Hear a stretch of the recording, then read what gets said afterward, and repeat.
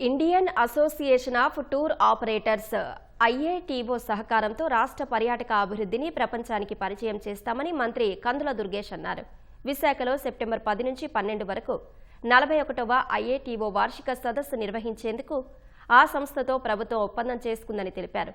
రాజమహేంద్రవరంలో మంగళవారం సాయంత్రం మంత్రి సమక్షంలో AP tourism MD Padmavathi, IATO జాతీయ అధ్యక్షుడు రవి గోసెన్ ఒప్పంద పత్రాలపై సంతకాలు చేసి మార్చుకున్నారు. విశాఖ సదస్సుకు దేశంలోని వివిధ ప్రాంతాలకు చెందిన 1000 మందికి పైగా ప్రముఖ టూర్ ట్రాన్స్పోర్ట్ ఆపరేటర్లు, హోటల్ యజమానులు, డెస్టినేషన్ మేనేజ్మెంట్ సంస్థలు, పర్యాటక పారిశ్రామికవేత్తలు హాజరవుతున్నారని మంత్రి దుర్గేష్ తెలిపారు.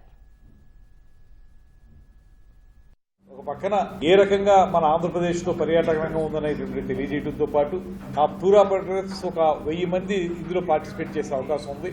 తద్వారా మన ఆంధ్రప్రదేశ్ యొక్క పర్యాటక అభివృద్ధి అనేది ప్రపంచవ్యాప్తంగా తెలియజెప్పడానికి మనకు ఎంతగానో ఉపయోగపడతారు. దీంట్లో పార్టిసిపేట్ చేయడానికి ఎవరైతే వివిధ రకాల ఆపరేటర్స్ వస్తారో వాళ్ళు ఇందులో మెంబర్షిప్ని మన ఆంధ్రప్రదేశ్కి బాగా తగ్గించి 6000 ఉన్నటువంటి మెంబర్షిప్ని 3000కి ఇవ్వటం, అయోటాలో మెంబర్ అవడానికి కూడా లైఫ్ ఫీజు అనేది ఉంటుంది.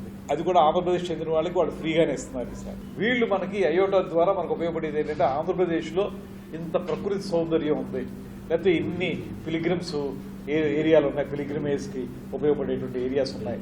ప్రైవేట్ రంగంలో రమారమ ఒక 20,000 కోట్ల పైబడి మనం పెట్టుబడుల్ని ఆకర్షించగలిగాం. దానికి కారణం ముఖ్యమంత్రి గారు టూరిజం ప్రో రాష్ట్రంగా ఆంధ్రప్రదేశ్ని తయారు చేయటం.